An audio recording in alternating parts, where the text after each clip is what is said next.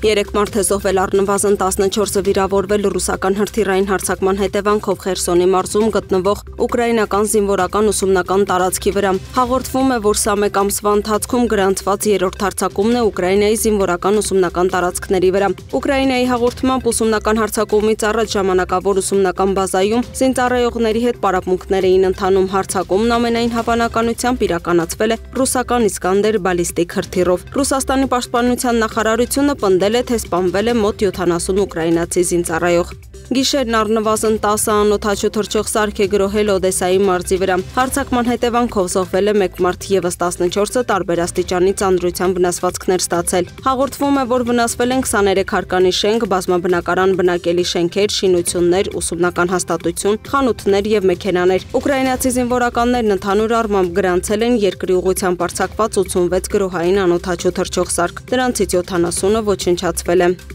Բելարուսի իշխանությունն ազատ է արձակել 14 բանտարկյալի, այդ թվում ընդդիմադիր առաջնորդ Սերգեյ Տիխանովսկուն եւ Ազատության ռադիոկայանի նախկին լրագրող Իգոր Կարնեին։ Քաղբանտարկյալների ազատ արձակումը տեղի ունեցել Միացյալ Նահանգների նախագահի հատուկ բանագնաց Քիթ Քելոգի Բելարուս կատարած այցի ֆոնին։ Բելարուսի նախագահը Միացյալ Նահանգների միջնորդությամբ ներում է շնորհել իր կոշտ քննադատ ընդդիմության առաջնորդ Տիխանովսկուն ավելի քան 5 տարվա բանտարկությունից հետո։ Տիխանովսկին այժմ գտնվում է Լիտվայի տարածքում։ Վերջինս հայտարարել է, թե կինը կշարունակի ղեկավարել ընդդիմադիր շարժումը, կոչ անելով կողմնակիցներին շարունակել պայքարել փոփոխությունների եւ քաղբանտարկյալների ազատ արձակման համար։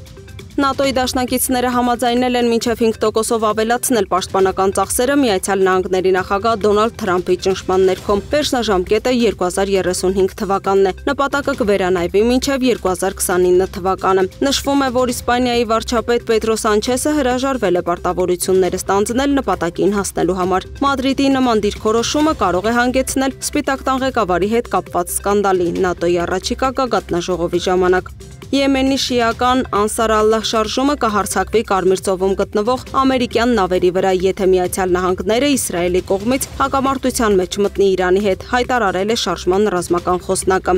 Ղազախստանն ու Ադրբեջանը մեկնարկել են Կասպիան հողմ 2025 ռազմածովային զորավարժությունները։ Նպատակն է համատեղ գործողություններ իրականացնել ծովային ենթակառուցվածքների անվտանգությունն ապահովելու, ռազմածովային բազաների եւ նավագնացության պաշտպանության համար։ Նախորդ համատեղ զորավարժություններն անցկացվել են Ադրբեջանում։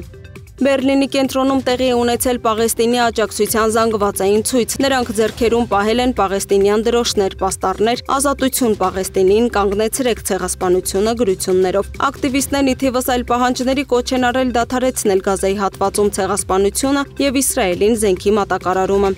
Վրաստանը կարող է երկար ժամանակով կորցնել Եվրամիությանը միանալու հնարավորությունը։ Հաղորդվում է, որ 2023 թվականին Եվրամիությունը բացեց եվրոպական ընտանիքի դռները Վրաստանի համար եւ այն դարձավ ԵՄ անդամակցության թեկնածու։ Այսօր սակայն Վրաստանի եվրաինտեգրումը կասեցված է։ Ավելին, Վրաստանում ժողովրդավարությունն է վտանգված։ Եվրոպացի դիվանագետները նշել են, որ Վրաստանի հարցը, մասնավորապես ԵՄ-ի դեմ ուղղված ապատեղեկատվությունը, պատժամիջոցների կիրառման հնարավորությունը եւ վիզային ռեժիմի ազատականացումը կարող են քննարկվել նաև ԵՄ արտգործնախարարների հանդիպման ժամանակ։ Թբիլիսիի եւ Բրյուսելի միջև հարաբերությունները վատթարացան այն բանից հետո, երբ Վրաստանի խորհրդարանը 2024 թվականի մայիսին ընդունեց օտարերկրյա գործակալների մասին օրենքը։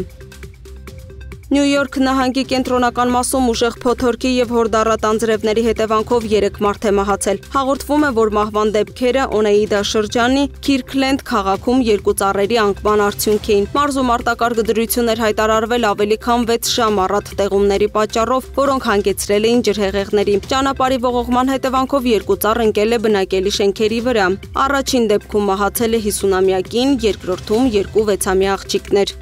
Բոլոր քաղաքացիների պաշտպանությունը։ Բրազիլիայի Սանտա Կատարինա նահանգում 21 մարդ տեղափոխող օդապարիկի վթարի հետևանքով զոհվել է առնվազն 8 մարդ, 13 անց փրկվել է։ Այլ մանրամասներ դեռ չեն հաղորդվում։